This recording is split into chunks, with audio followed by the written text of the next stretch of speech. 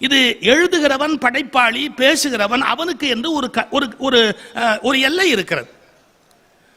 காரணம், அடுத்தவனோடு இருக்கிற உறவை இன்றைக்கு பாதுகாப்பது என்பது அவ்வளவு கடினமான ஒரு விஷயமாக இருக்கிறது. மக்கள் குழுக்களாக இயங்குகிறார்கள். நான் இப்படி பேசுவதற்காக நீங்கள் வருத்தப்படக்கூடாது. காடுகளில் ஓநாய்களும் பன்றிகளும் குழுக்களாக இயங்கும். அவை கூட்டங்களாக இயங்குவது தவிர்க்க முடியாது. விலங்குகளுடைய இயல்பு கூட்டம் கூட்டமாக இயங்கிக் கொண்டிருப்பது.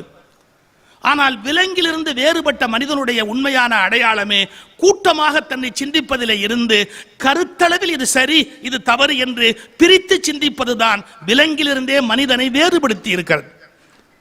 ஆனால் இன்னும் இந்த சமூகத்தில் விலங்குகளாகத்தான் இயங்குகிறார்களே ஒழிய, ஒரு கூட்டம் சேர்ந்து கொண்டு சத்தம் போடுவது, ஒரு கூட்டம் சேர்ந்து கொண்டு ஒரு கருத்தை சொல்வது, இன்னொருவர் கூட்டத்தை அடக்கி விடுவது, அவர்களை சொல்ல விடாமலேயே நிறுத்தி விடுவது என்று கூட்டமாக இயங்குகிற ஒரு விலங்கு மனோபாவம் தான் இன்றைக்கும் சமூகத்தில் இருந்து கொண்டிருக்கிறது. இப்போது உறவுகளை மேம்படுத்த வேண்டும் என்றால் ஒன்றை புரிந்து கொள்ள வேண்டும். என்னோடு ஒத்துப்போகிறவனோடு நான் உறவை மேம்படுத்துவதை விட என்னிலிருந்து மாறுபடுகிறவனோடு நான் எப்படி உறவு வைத்திருக்கிறேன் என்பதுதான் என்னுடைய பண்பாடு அல்லது நாகரிகம் என்பதனுடைய சரியான அடையாளமாக இருக்க முடியும். இன்றைக்கு எல்லோருமே ஒத்துப்போகிறவனோடு இனிமையாக இருக்கிறார்கள். மாறுபடுகிறவனோடு நட்பாக இருக்க வேண்டும் என்பது ஏனோ தெரியாமலேயே போய்விட்டது. நம்மிலிருந்து மாறுபட்டவனோடு நம்முடைய உறவை எப்படி தக்க வைத்துக் கொள்வது? ஒரு சரியான தலைமை பண்புக்கு இலக்கணம் சொல்ல வேண்டும் என்றால், தன்னை சார்ந்திருக்கிற கூட்டத்துக்கு ஒருவன் தலைவனாக இருப்பது பெரிய விஷயம் அல்ல. தன்னை எதிர்க்கிறவர்களோடு அவன் எப்படி உறவு வைத்திருக்கிறான் என்பதுதான் ஒரு சரியான தலைவனுக்குரிய இலக்கணம். தன்னை சார்ந்திருக்கிறவர்களே அவன் எப்படி நடத்துகிறான் என்பது பெரிய விஷயம் அல்ல. தன்னை எதிர்க்கிறவர்களே அவன் எப்படி நடத்துகிறான் என்பதுதான் ஒரு சரியான தலைவனுடைய பண்பாட்டுக்கு அடையாளம். எனவே மாறுபட்ட கருத்துள்ளவர்களோடு இணங்கி வாழ்வது எப்படி என்பதை இந்த சமூகம் கற்றுக்கொள்ள வேண்டும். நான் ஒரு சம்பவத்துக்காக சொல்கிறேன். தவத்திரு அடிகளாரோடு எனக்கு நெருங்கிய பழக்கம் உண்டு. குன்றக்குடி அடிகளாரோடு அவர் ஒரு சம்பவம் சொன்னார். தந்தை பெரியார் அவர்கள் குன்றக்குடி மடத்துக்கு ஒரு முறை வந்திருக்கிறார். உணவு உண்ணுகிறார், ஒரு விருந்து கொடுத்திருக்கிறார். தந்தை பெரியார் அங்கே உணவு ஏற்றுக்கொள்கிறார். எதன் காரணமாகவோ தெரியவில்லை, தந்தை பெரியாருக்கு அடிகளார் வழக்கம் போல திருநீர் இட்டு விட்டார். அவருடைய கையில் ஒரு விபூதி பை இருக்கும். புறப்படுகிறேன் என்று சொல்லுகிற போது தந்தை பெரியாருக்கு அவர் விபூதி இட்டு விட்டார். பெரியார் அந்த விபூதியை அழிக்கவில்லை. வந்து தம்முடைய வேன்ல ஏறி உட்கார்ந்தார். உட்கார்ந்த பிறகு மற்றவர்கள்லாம் கேட்கிறார்கள், என்னையா நீங்க இப்படி அவர் விபூதி இட்டா நீங்க பாட்டுக்கு நெத்தியில் அதை வச்சுக்கிட்டீங்க, அதை வேண்டான்னு சொல்ல வேண்டாமா அப்படின்னு. பெரியார் ஒரு கேள்வி கேட்டார். அவர் சோறு போட்டாரு, அப்ப எவனாவது வானான்னு சொன்னீங்களா? ஏன் அப்பவே வானான்ட்டு வர்றது? நாம போயிருக்கிறோம், நமக்கு ஒரு சோறு போட்டாரு, அவர் ஒரு அன்புனால மரியாதையில வச்சாரு. இப்ப என்ன கெட்டு போச்சு இங்க வந்து அழிச்சுக்கிறது? அது அங்கேயே வானான்னு சொல்லணும். மக்கா அவர் சோறு போட்டப்ப வானான்னு சொல்லியிருக்க வேண்டியதானே. உனக்கு அவ்வளவு தன்மானம் இருந்தா. ஆழமான விஷயம். எனக்கு ஒத்து வராத கருத்தா இருந்தா கூட அவருடைய அந்த பண்பை, அந்த உறவை நான் பேண விரும்புகிறேன் என்கிற பழக்கத்தை மனித குலம் இன்றைக்கு வளர்த்து கொள்ள வேண்டும். போலியாக இருங்கள் என்று நான் சொல்லவில்லை, பொய்யாக இருங்கள் என்று நான் சொல்லவில்லை. உடனடியாக காயப்படுத்தி ஒன்றும் ஆகப்போவதில்லை என்பதை சொல்லுகிறேன். அவசரமாக காயப்படுத்துவதில் நாம் ஏன் இவ்வளவு அக்கறை காட்ட வேண்டும்? வாழ்க்கை கொஞ்ச காலம், அதில் அவசரமாக காயப்படுத்துவதற்கு அக்கறை எடுத்துக்கொள்ள வேண்டுமா? காயங்களுக்கு மருந்து போடுவதற்கு நாம் கவனத்தை செலுத்துவோம். காயங்களை ஏற்படுத்துவதை குறைத்துக் கொள்வோம். இந்த பழக்கத்தை மேற்கொண்டால் இந்த சமூகம் உருப்படுவதற்கு வாய்ப்பு உண்டு. காயப்படுத்துவதால் நாம் ஒன்றும் வாரிக்கொண்டு போக போவதில்லையே. இந்த உறவுகளை மேம்படுத்துவதற்கு ஒரு ஃபார்ம், ஒரு சரியான ஒரு இலக்கணத்தை ஒரு மனிதர் வகுத்து கொடுத்தார். நான் அவருடைய அடிப்படையாக வைத்து ஒரு புத்தகமே உறவுகள் மேம்பட என்று எழுதினேன். அது மல்லிகை மகள் பத்திரிகையில் தொடராக கட்டுரையாக கூட வந்தது. அதில் ரொம்ப முக்கியமான செய்தி, அவர் சொன்ன 18 பாயிண்ட் வேதாத்ரி மகரிஷி சொல்றார். அதுதான் இல்லைன்னு பொருள் அல்ல. ஆனால் அவர் ஒரு முயற்சி எடுத்திருக்கிறார். பல இடங்கள் அவர் சொன்னதை தொகுத்து ஒரு கருத்தாக அதை ஆக்கி வைத்திருக்கிறார்கள். இந்த உறவுகள் சீர்கெடுவதற்கு ரொம்ப முக்கியமான காரணம் என்ன அப்படின்னு கேட்டா, ஒரு மனிதன் தன்னை பிறரை விட பெரியவனாக நினைத்துக் கொள்ளுகிற சிக்கல் தான் எல்லா குழப்பங்களுக்கும் காரணமாக இருக்கிறது. நானே பெரியவன், நானே சிறந்தவன் என்ற அகந்தையை விடுங்கள் அப்படிங்கிறார். சார், 2 பேர் பேசுற போது நீ நானும் சமம்னு நினைச்சாதானே சார் அன்பு காட்ட முடியும். உன்னை விட நான் ஒசத்தி அதை ஒத்துக்கோ, உன்னை விட நான் ஒசத்தி அதை ஒத்துக்கோ, உன்னை விட நான் ஒசத்தி ஒத்துக்கோனா எதுக்குடா ஒத்துக்கிறது தானே கேப்பா? எதுக்குடா நான் உன்னை ஒத்துக்கணும், என்னை விட பெரிய ஆள் நான் எதுக்குடா ஒத்துக்கணும் முதல்ல கேட்பான். அதனால அகங்காரமும் கர்வமும் உடையவர்கள் பகையை வளர்த்து கொண்டே போகிறார். உன்னை விட நான் பெரிய ஆளு அப்படிங்கிற அந்த ஒரு மனிதனிலிருந்து ஒரு மனிதன் கொஞ்சம் வித்தியாசமானவன், வேறுபட்டவன் சொல்ல மாட்டான், வித்தியாசமானவன். அது நெல்சன் மேண்டேலா ஒரு அழகான வார்த்தை பயன்படுத்துறார். நான் உன்னை விட வித்தியாசமானவன் என்று சொல்லவில்லை, உன்னை போலவே வித்தியாசமானவன். இது ரொம்ப ஆழமா கவனிக்க வேண்டிய விஷயம். நான் உன்னை விட வித்தியாசமானவன் என்று சொல்லவில்லை, ஆனால் உன்னை போலவே வித்தியாசமானவன். நீ எப்படி ஒரு வித்தியாசமான ஒரு அமைப்போ அது மாதிரி நானும் ஒரு வித்தியாசமான அமைப்பு. நாம் இருவரும் வித்தியாசமானவர் என்பதாலேயே சமமானவர்கள். இது சரியான ஒரு அணுகுமுறை.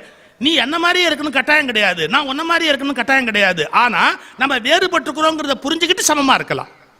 உன்னை விட நான் ஒஸ்தி, அதாவது உன்னுடைய பரம்பரையை விட என்னுடைய பரம்பரை பெருசு, உன்னுடைய சமூகத்தை விட என்னுடைய சமூகம் பெருசு, இந்த எண்ணம் எங்க இருந்தாலும் அங்கு உறவுகள் கசந்து போய் விடுகின்றன. நானே பெரியவன், நானே சிறந்தவன் என்ற அகந்தையை விடுங்கள் அப்படின்னு. கந்தை கூட தரை துடைப்பதற்கு பயன்படும், அகந்தை எதற்கும் பயன்படாதுன்னு ரொம்ப எளிய முறையில் ஒரு புது கவிதையில் ஒரு அருமை தோழர் ஒரு வார்த்தை எழுதியிருந்தார். தீக்குச்சியும் தீப்பெட்டியும் உரசுகிற போது, தீக்குச்சியும் தீப்பெட்டியும் உரசுகிற போது தீப்பெட்டி எரிவதில்லை, குச்சி எரிகிறது. ஏனென்றால் குச்சிக்கு மண்டைக்கனம் கொஞ்சம் கூட. அப்ப ஏதோ ஒரு வகையில தன்னை பெரியவன் நினைக்கிறவன் அழிஞ்சு போறது தவிர்க்க முடியல. இது சாதாரண விஷயம் அல்ல, உறவுகளை பேணுவதற்கு ரொம்ப முக்கியமான விஷயம். ரெண்டு பேர் சந்திக்கும் போது உன்னை விட நான் பெரியவன் அப்படிங்கிற எண்ணமே இருக்க வேண்டிய அவசியம் இல்லை. ஏதோ ஒரு வகையில பெரியவன் அப்படிங்கிற தாட் அவசியம் கிடையாது. அடுத்தது, பேசுகிற போது கான்வர்சேஷன் ரெண்டு பேரோட பண்ணும்போது நம்ம என்ன பேசினாலும் அந்த சொல்லுக்கு பொறுப்பே இருக்கணும். நம்ம யாரோட உரையாடுறோமோ அவர்களோட பேசுகிற போது சொல்லுகிற சொல்லுக்கு பொறுப்பே இருக்கணும். அர்த்தம் இல்லாமலும் பின்விளைவு அறியாமலும் பேசிக்கொண்டே இருப்பதை விடுங்கள். அர்த்தமே இல்லாம பேசுறது, பின்விளைவு இப்படி வரும் அப்படிங்கறத பத்தி யோசிக்கிறது இல்லை. அது யோசிக்காமையே பேசுவது உறவுகளை காயப்படுத்தி விடுகிறது. சார், இன்னைக்கு நான் பார்க்குறேன், பஸ்ஸில் ரயிலில் விமானத்தில் போகும்போது கூட சார் சில பேர் ஜாதியை பற்றி வெக்கம் இல்லாமல் பேசலாம் சார். ஜாதிங்கிறது அவனுடைய சமூக பழக்கம், உள்ளவை பேசாமல் அதை விட்டுட்டு அதை பற்றி ரொம்ப பிரம்மாண்டமாக பேசிட்டு போவான். நம்ம ஜாதி மாதிரி ஆகுமா, அந்த ஜாதி மாதிரி ஆகுமா, இப்படிலாம் பேசிக்கிட்டே போவான். எனக்கு ஒரு பெரிய விசித்திரமான அனுபவம். ஒரு முறை காரில் டாக்ஸி, அது வாடகை வண்டி, உட்காந்துருக்குறோம். வேறு ஒரு பேச்சாளர் என் கூட உட்காந்துருக்கிறாரு, பின் சீட்டில் உட்காந்து பேசிட்டு போகிறோம். அவரு ஒரு ஜாதியை அட்டாக் பண்ணி பயங்கரமா பேசுறாரு, ஒரு ஜாதியை பத்தி குறைச்சு பேசிட்டு இருக்கிறாரு. இப்ப அவருக்கு ஒண்ணு தெரியாது, ஓட்டுற டிரைவர் என்ன ஜாதின்னு அவருக்கு தெரியுமா? ஒரு சின்ன காமன் சென்ஸ் முதல்ல வேண்டாமா? குறிப்பிட்டாப்புல ஒரு ஜாதியை தாழ்த்தி பேசக்கூடாது, அது பேசுறதுக்கு யாருக்குமே உரிமை இல்லை.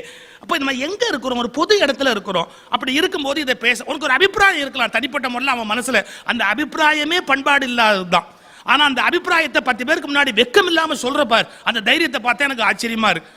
நான் பேச்ச மாத்துறேன். சரி, இது என்ன, இதை சொல்ல முடியுமா? ஐயோ விவரம் தெரியாம பேசுறியா, அவர் கோவத்துல போனா நம்ம கெதி என்ன ஆகும், நீ இப்படி பேசாதேன்னு சொல்றதுக்காக நான் பேச்ச மாத்துறேன்.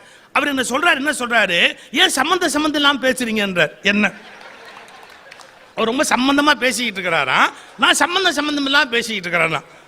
எப்படி? அதாவது நம்ம இப்படி பேசுவது 10 பேரை காயப்படுத்தும். நம்ம இப்படி பேசக்கூடாது, பின்விளைவு தெரியாமல் பேசக்கூடாது. அதை விட இன்னும் சில பேர் சார் எங்கேயோ பார்க்குறோம், ஒரு 10 நிமிஷம் பார்க்குறோம், நம்மள அவங்க ஏற்றுக்கணும்னு நம்ம திணிக்க வேண்டாம். ஆனால் அவங்க கசந்து போகும்படியா அவங்கள கஷ்டப்படுத்தாமல் பழகணுமா இல்லையா? ஒரு 2 நிமிஷம் பார்க்குறோம், அந்த நேரத்தில் நீங்கள் சில பேர் நம்மளுக்கு ஃபோன் பண்ணாங்கன்னு சொல்லி அவங்க நண்பர்கள்ட்ட சொன்னோன்னு வச்சுங்களேன், உங்க பிரதர், உங்க ஃப்ரெண்டு பேசினார்ரா, உங்க அப்பா பேசினார்ரான்னு சொன்னா அவன் சொல்லுவான், மன்னிச்சுங்க அவர் தான் தப்பா பேசியிருப்பாருமா. ஏன்னா அந்த 5 நிமிஷத்துக்குள்ளேயே ரத்த காயம் வரும்படியா நம்ம கிட்ட ஏதாவது அதை பிராண்டி மனசுல வருத்தப்பட வச்சு அப்புறமா போறது என்ன இருக்கு அதுல? இன்னொருவரை நாம காயப்படுத்த முடியாத ஒரு வார்த்தையை சொல்லி அங்க என்ன ஆக போகுது, அர்த்தம் இல்லாமலும் பின்விளைவு அறியாமலும் பின்னாடி என்ன நடக்கும் அப்படிங்கிறது தெரியாமலும் பேசிக்கொண்டே இருப்பதை விடுங்கள். சார், ஒரு தடவை நான் கொஞ்சம் விசித்திரமா இருக்கலாம், ஆனால் அது உண்மை. நான் ரயிலில் உட்காந்துருக்கேன் சார், என் பக்கத்தில் ஒருத்தர் உட்காந்து என்ன கேட்டாரு, நான் ஒரு புஸ்தகம் கையில் வச்சுக்குவேன், பெரிய படிப்பாளின்னு அர்த்தம் இல்லை, தப்பிக்கிறதுக்காக. அது இருந்து கொஞ்சம் பெரிய புஸ்தகமாக இருந்தால் முகத்தை நல்லா மூடிக்கலாம் சௌரியமா, அதுக்காக ஒரு புஸ்தகத்தை வச்சிருக்கிறேன். அந்த புஸ்தகத்தை அப்படி தள்ளிட்டு என்ன கேட்குறாரு, உங்களை எங்கேயோ பார்த்த மாதிரி இருக்கு. நான் சொன்ன பார்த்துருப்பீங்க. எங்கே பார்த்தேன்? டிவியில் பார்த்துருக்கேன் அப்படின்னார். இது ஆரம்ப காலத்தில் கொஞ்சம் அல்பத்தனமான மகிழ்ச்சியாக இருந்தது, வர வர அவஸ்தையாக இருக்கு. ஆரம்பத்தில் பெரிய அல்பத்தனமான ஒரு மகிழ்ச்சி, நம்மளை எவனோ பார்த்துருக்கிறான்னா அது ஒரு பெரிய விஷயம் மாதிரி தப்பான ஒரு கருத்து இருந்தது. இவர் சொன்ன உடனே நான் பார்த்துருப்பீங்கன்னு அவர் சொன்னார். இந்த சன் டிவியில் ஜோசியம் சொல்வீங்க இல்லையான்னார். இதை விட செருப்பால் எடுத்துருக்கலாம் நம்மள. ஸ்ட்ரிக்டாக சொல்கிறாரு, நீங்கள் ஜோசியம் சொல்வீங்க இல்லையா அப்படின்னார்.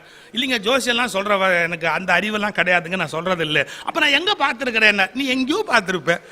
அப்புறம் கொஞ்ச நேரம் யோசிச்சு சொன்னா அதில் இந்த நாள் இனிய நாள் பார்த்துருப்பேன். சரி கண்டுபிடிச்சிட்டார். அதோட பிரச்சனை தப்பிச்சுன்னு நினச்சா அடுத்த கேள்வி கேட்டார், நீங்களும் பேசுகிறீங்க சன் டிவியில் பணம் கொடுப்பாங்களான்னார். இது வெளியே சொல்லக்கூடிய விஷயமா? அது கொடுப்பாங்கோ அதெல்லாம் வெளியே சொல்ல முடியுமா? அடுத்தாப்புல ஒரு கேள்வி கேட்டார், எவ்வளோ கொடுப்பாங்க? இதை நான் என் பொண்டாட்டிக்கே சொன்னதில்லை, இது உனக்கு எப்படி சொல்ல முடியும்? இந்த விஷயத்தை எவ்வளோ கொடுப்பாங்கிற விவரத்தை நான் எப்படி சொல்லிட்டு உடனே மாட்டிக்க முடியுமா? அதுக்கு அடுத்தாப்புல ஒரு கேள்வி கேட்டார், அதுதான் என்னால் மறக்கவே முடியாத விஷயம். இது அவருக்கு தேவையா சொல்லுங்களேன். என்ன கேட்டார், உங்களுக்கு கொடுக்கறத விட பாப்பியாவுக்கு ஜாஸ்தி கொடுப்பாங்களா இல்லை கம்மியாக கொடுப்பாங்களா? இது ரொம்ப அவசியமா? இது உனக்கு சொல்லி நான் எனக்கு என்ன ஆக போகுது?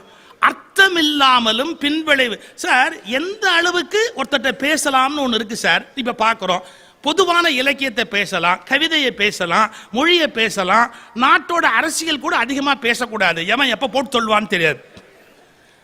ஒரு ஒரு பொது கருத்துக்களை பற்றி நம்ம மேலே பேசலாம். ரொம்ப அளவுக்கு மீறி ஒரு இடத்துல நம்ம போக முடியாது.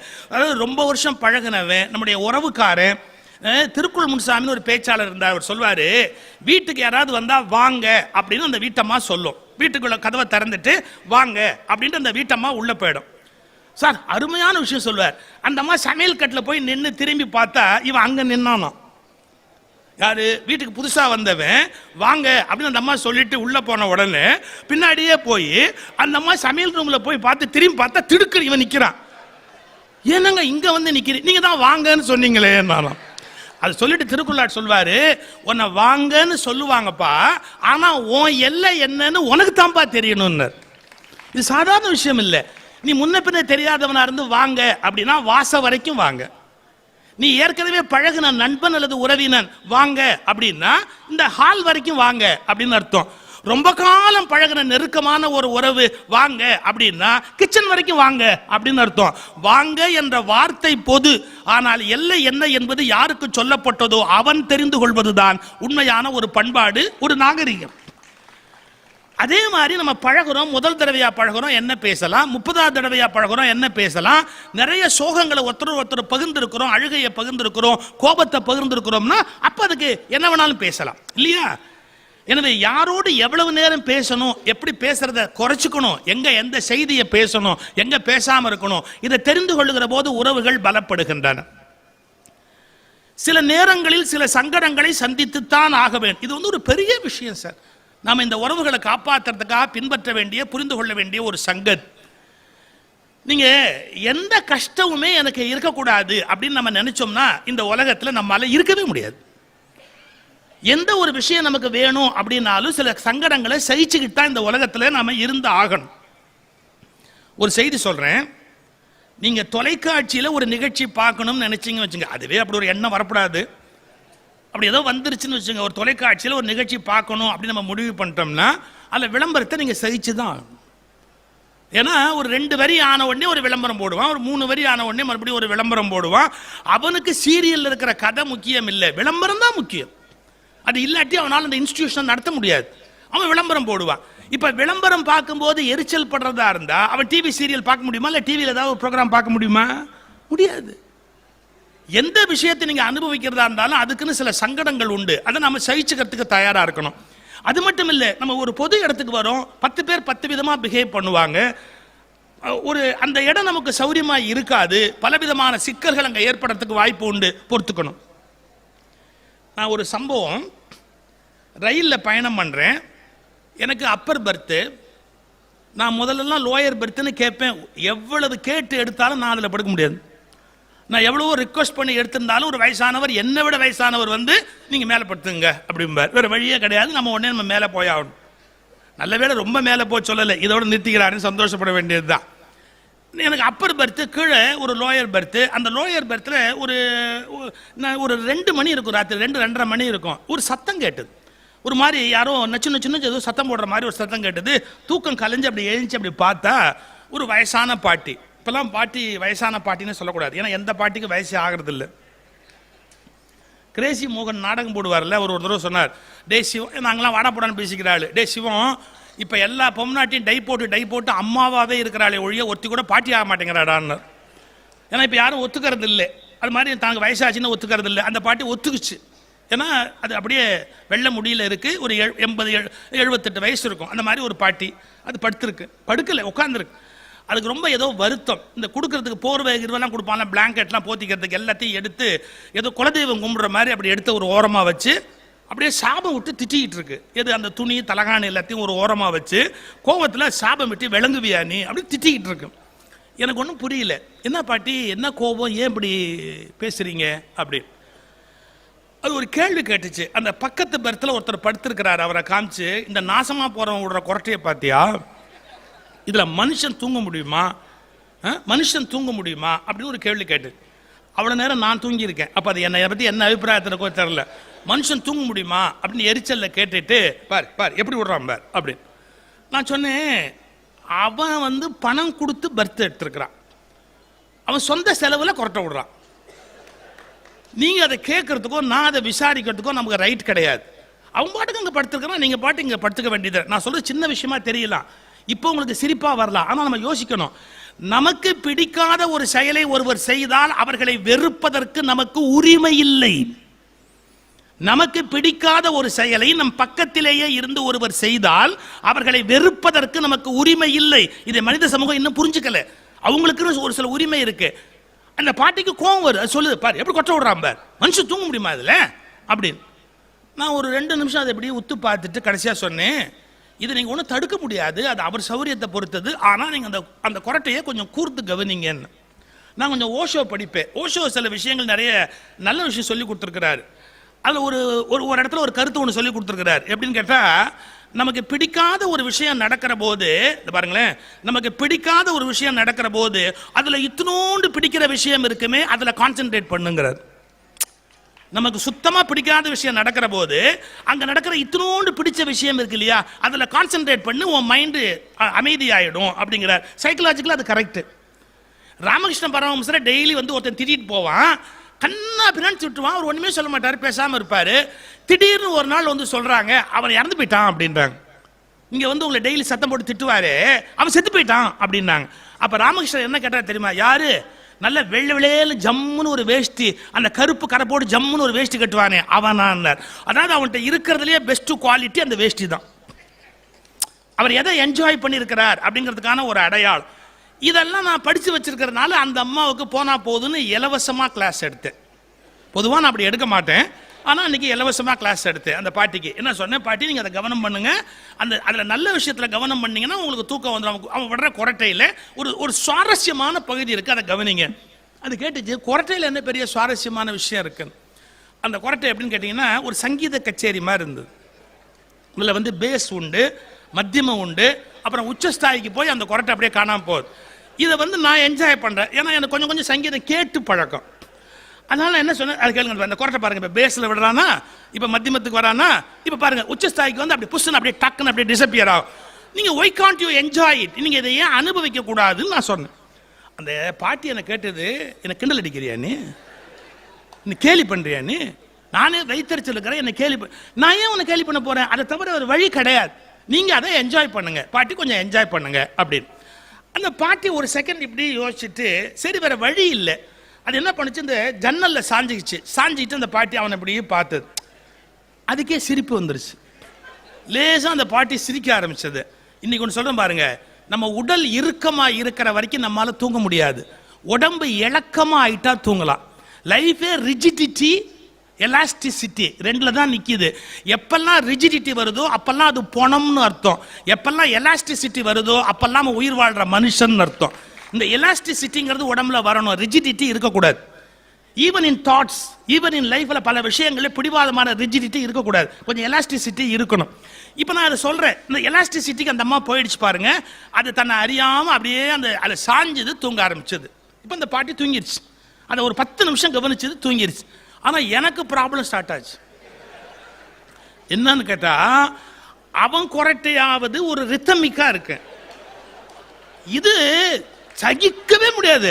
அதாவது எந்த சிஸ்டத்துக்குள்ளே அது வரல. அது கர்நாடிக் மியூசிக்லயும் வரமாட்டேங்குது, வெஸ்டர்ன் மியூசிக்லயும் வரமாட்டேங்குது, அது ஹியூமன் டச்சே இல்லை. அது ஒரு மாதிரி வித்தியாசமா இருக்கு. இப்போ நான் என்ன நினைச்சேன், நல்லது பண்ண போய் நாம மாட்டிக்கிட்டோம். இப்போ எப்படி நான் தப்பிக்கிறது அப்படின்னு நான் என்ன பண்ணினேங்கிறத உங்களுக்கு சொல்றேன் பாருங்க. நான் உடனே அந்த பாட்டி அப்படியே பார்த்துட்டு, இந்த கொரட்டைக்கும் இடையில இருக்கிற 6 வேறுபாடுகளை கண்டுபிடி. நம்ம பத்திரிகைலாம் போடுவோம் பார்த்தீங்களா, அந்த மாதிரி நான் அப்படியே யோசிக்க ஆரம்பிச்சேன் பாருங்க. எனக்குள்ள எலாஸ்டிசிட்டி டெவலப் ஆச்சு, நான் தூங்க ஆரம்பிச்சிட்டேன். நான் நீங்க சிரிக்கணுங்கிறதுக்காகவே சொல்லல. உங்க லைஃப்ல கஷ்டமான, சங்கடமான, பிடிக்காத விஷயங்கள் நடக்கிற போது உங்களுக்கு சிரிக்க தெரியல அப்படின்னா உங்களால இந்த பூமியில வாழ முடியாது. நாம இந்த உலகத்தில் நமக்கு எப்பவுமே பிடிச்ச விஷயமே நடக்குமா? எப்பவுமே நாம எதிர்பார்க்கிற மாதிரியே எல்லாமே நடக்குமா? எதிர்பாராதது நடக்கும். அப்போ நம்ம வாழ்ந்துட்டு போகணுமா இல்லையா? சில பேர் சொல்றாங்க உலகத்தில் இருக்கிற எல்லா பிரச்சனையும் தீர்ந்துன்னு. சான்ஸே கிடையாது. பிரச்சனை பாட்டுக்கு அப்படியே இருக்கும். நம்ம பாட்டுக்கு சரவண பவனில் சாம்பார் வடை சாப்பிட்டு போயிட்டே இருக்க வேண்டியதுதான். அது ஒரு பக்கம் அப்படியே இருக்க வேண்டியதுதான், நாம ஒரு பக்கம் இந்த பக்கம் இருக்க வேண்டியது. நான் பேசுறது உங்களுக்கு வேடிக்கையாக கூட இருக்கலாம், ஆனா இந்த வாழ்க்கையில இது தவிர்க்க முடியாது. எப்ப பார்த்தாலும் டென்ஷன் ஆகி நாம இந்த உலகத்தில் அமைதியா இல்லாம செத்து போறதா? நாம எப்படி அமைதியா இருக்கிறது? மற்றவங்களோட உறவை எப்படி மெயின்டைன் பண்றது? நமக்கு பிடிக்காத ஒன்றை அரங்கேற்ற சில பேருக்கு உரிமை உண்டு. இதை ஒத்துக்கணும். உலகத்தில் எனக்கு பிடிச்சபடியே எல்லாம் இருக்கணுங்கிற கட்டாயம் கிடையாது. அது அங்க நடக்குது, அதை ஏற்றுக்கொள்ளும். சில நேரங்களில் சில சங்கடங்களை சந்தித்துத்தான் ஆக வேண்டும். இதுக்கு அடுத்தாப்புல ஒரு கருத்து சொல்றார். நீங்கள் சொன்னதே சரி, செய்ததே சரி என்று வாதாடாதீர்கள், குறுகிய மனப்பான்மையை விட்டு ஒழியுங்கள். சார், இன்னைக்கு உறவுகளை பேணுவதற்கு அவசியமான யோசனை சார் இது. நீங்கள் சொன்னதே சரி, செய்ததே சரி என்று வாதாடாதீர்கள். ஏன்? நம்ம சொன்னது சரியா கூட இருக்கலாம், நம்ம உறவை காப்பாற்றிக்கணும்னா அது வற்புறுத்தாம விட்டுடணும் பேச. இப்ப நம்முடைய குழந்தைகள் நம்ம சொல்றபடியே எல்லாத்தையும் ஏத்துக்கணும் ஒன்றும் கட்டாயம் கிடையாது. ஈவன் கணவன் மனைவி உறவிலேயே கூட கணவன் சொன்னதை மனைவி கேட்கணும்னோ, மனைவி சொன்னதை கணவன் கேட்கணுமோ, இந்த நூற்றாண்டுல யாரையும் கட்டாயப்படுத்த முடியாது. ஏதோ நாமெல்லாம் அடுத்தவங்களுக்கு மேல ஒரு மரியாதையினால நம்ம சொசைட்டியை கொண்டு செலுத்திக்கிட்டு இருக்கிறோம். யாரையும் வந்து நான் சொல்றதை நீ கேளு அப்படின்னு கட்டாயப்படுத்தக்கூடிய சூழல்ல இன்னைக்கு இல்லை. அப்படி இருக்கும்போது நீங்கள் சொன்னதே சரி, செய்ததே சரி என்று வாதாடாதீர்கள், குறுகிய மனப்பான்மையை விட்டு ஒழியுங்கள். ரொம்ப அவசியமான ஒண்ணு.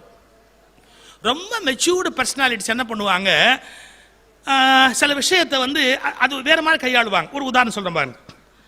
இந்த சமய உலகத்தில் உபன்யாசம் பண்றதுல கிருஷ்ண பிரேமின்னு ஒரு பெரியவர் ரொம்ப இனிமையா பேசுவார், ரொம்ப அழகா பேசுவார். அவருக்குன்னு ஒரு மெத்தட் உண்டு. அவர் அப்படி கிருஷ்ணனை பேச ஆரம்பிச்சா கிருஷ்ணன் வந்து கண்ணெடுத்தாப்புல நிற்கும். அந்த மாதிரியான டிஸ்கிரிப்டிவ் அவருடைய பேச்ச ஒரு அழகு. அவர் ஒரு முறை வாலிவதம் பேசுறாரு ஒரு சேலத்தில் ஒரு இடத்துல. பேசிட்டு இரவு என்னுடைய நண்பர் சீதாராமன் ஒருத்தர் அவருடைய வீட்டில் சாப்பிட வர்றார். அவர் உட்கார்ந்து இருக்கிறார். அவருக்கு இப்போ உணவு பரிமாற போறாங்க. இந்த சீதாராமனுக்கு ஒரு 7 வயசு பொண்ணு. அப்போ அந்த பொண்ணுக்கு 7 வயசு. அது நேரா வந்து இடுப்புல அப்படி கை வச்சுக்கிட்டு இவரை பார்த்து கேட்குது, மாமா வாலிவதம் தப்பு தானே, வாலிவதம் தப்பு தானே, மறைஞ்சிருந்து கொள்ளலாமா, தப்பு தானே அப்படின்னு. கிருஷ்ண பிரேமி ஒரு நாள் இந்த குழந்தைய இப்படி பார்த்துட்டு ஒரு வார்த்தை சொன்னார். நீ தப்புன்னு சொன்னா அது தப்பு தான் கொண்டே, நீ தப்புன்னு சொன்னா அது தப்பு தான் குழந்தை. மேடையில் அவரை நியாயப்படுத்தி பேசிட்டு வந்திருக்கிறார். இந்த குழந்தை கேட்குது, அது தப்பு தானே மாமா, நீ தப்புன்னு சொன்னா அது தப்பு தான் குழந்தை அப்படின்ற. என்ன அர்த்தம்? இப்ப ராமனை காப்பாத்துறது முக்கியம் கிடையாது, அந்த குழந்தைய நிம்மதியா வீட்டுக்கு அனுப்புறது தான் ரொம்ப முக்கியம். இதான் சார் பண்பாடுன்னு பேரு. சொல்லிட்டு ஒரு வார்த்தை சொன்னார், இது சரியா தப்பான வயசானா அவளே புரிஞ்சுக்க போறா, இப்ப நாம அவளை கட்டாயப்படுத்தி என்ன ஆக போறது? இதான் பண்பாடு. நம்ம இப்பவே அதை போட்டு இல்லை இல்லை நீ அப்படிலாம் சொல்லக்கூடாது, இப்படிதான் சொல்லி ஆகணும்னா நாமளும் சாப்பிடணும், குழந்தையும் தூங்கணும். கொஞ்சம் பிராக்டிக்கலா இருக்கிறது பின்னாடி தானா கத்துக்க போகுது. அதுவா ஒரு நாள் படிக்க போகுது, அதுவா ஒரு உண்மையை புரிஞ்சுக்க போகுது. இன்னைக்கு ஓப்பனா சொல்லிட்டு போறேன், யாரும் சொல்லிக் கொடுப்பதால் எந்த உண்மையையும் கற்றுக்கொள்ள முடியாது. அவரவர்கள் பக்குவத்தில் தான் அவரவர்கள் உண்மைகளை கற்றுக்கொள்ள முடியுமே ஒழிய யாரும் யாருக்கும் ஆசிரியராக மாறிவிட முடியாது. No one can be a teacher. யாரும் யாருக்கும் ஆசிரியராக மாறிட முடியாது. கத்துக்கிறவன் கத்துக்கிற அன்னைக்கு தான் அவனா கத்துக்க போறான். நம்ம திணிச்சு என்ன பண்ண போறோம்? எல்லாத்தையும் திணிச்சு நம்ம என்ன பண்ண போறோம்? நாம ஒன்று சொல்றோம், அது மாதிரி சொன்னா இப்ப என்ன கேட்டு போகுது. ஒவே சாமிநாதையர் வரலாற்று சொல்லுவான். சாமிநாதையர் ஒரு நாள் பேச்சில் கேஷுவலா சொல்லிவிட்டார். யாரோ சொல்லும் போது, என்ன நீங்க சோறுன்னு சொல்ற, சாதம்னு சொல்லப்படாதோ அப்படின்னார். ஏன்னா ஒரு ஃபேமிலியில ஒரு கல்ச்சர் இருக்கும், அங்க சாதம்னு சொல்லி பழகி இருக்கும். அப்ப சோறுங்கிற வார்த்தை அவருக்கு ஒரு மாதிரி கொஞ்சம் ஒரு மாதிரி கேட்டிருக்கு. ஏன் சோறுன்னு சொல்ற, சாதம்னு கொஞ்சம் நாகரிகமா சொல்லப்படாதோ அப்படின்ட்டார். எதிர்த்தாப்புல இருந்தவர் கேட்டார், அப்ப மீனாட்சி சுந்தரம் பிள்ளையை விட நீங்க பெரிய அறிவாளியோன்னு. மீனாட்சி சுந்தரம் பிள்ளையை விட நீங்க பெரிய அறிவாளியோன். உவே சாமியார் ஏஞ்சிட்டார். என்ன இப்படி அபச்சாரமா பேசுறேன்? அவர் நம்முடைய குரு பிரான், நான் அவரை விட அறிவாளின்னு எப்பா சொல்லுவேனா? நான் எங்க சொன்னேன்? என்ன சொல்றீங்க எனக்கு புரியலையே அப்படின்னு உவேசா கேட்கிறார். அவர் சொன்னார், சோறு மணக்கும் மடங்கள் எல்லாம் மீனாட்சி சுந்தரம்ல பாடி இருக்கிறாரு. அது என்ன உங்க காதுல நாராசமா விழுதா? சோறு மணக்கும் மடங்கள் எல்லாம்னு பாட்டுல இருக்கு. நான் சொன்னது என்ன தப்புன்னார். உவேசா சொன்னார், உங்களை என் குருநாதராக நினைத்து உங்கள் பாதங்களில் நான் நமஸ்கரிக்கிறேன். நான் அப்படி சொன்னது தவறுன்னு. ஏன் நாம சொன்னதே சரின்னு கடைசி வரைக்கும் பிடிவாதம் பண்ணணுமா? நான் அப்படி ஒரு வார்த்தை சொல்லிட்டேன், ஆனா அது என்னுடைய மீனாட்சி சுந்தரம் பிள்ளையோட பாட்டிலேருந்து நீ மேற்கோள் காட்டுறேன், அப்ப நான் மரியாதையா நடந்துக்கிறது நல்லது அப்படின்னு. நம்ம என்ன, என்னுடைய குருநாதரா உங்களை நினைச்சு நான் இப்போ உங்களை நமஸ்கரிக்க தான் நினைச்சுங்க, நான் சொன்னது தப்பு அப்படின்னார்.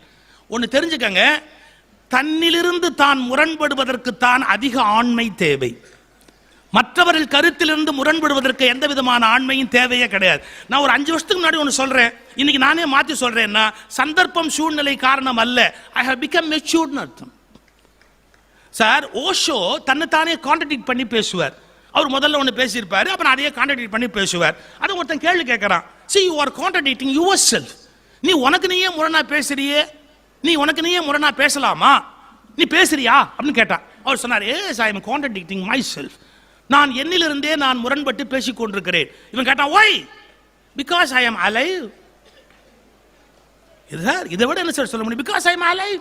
உயிரோடு இருக்கிறவன் தன்னோடு தான் முரண்படுவது தவிர்க்க முடியாது.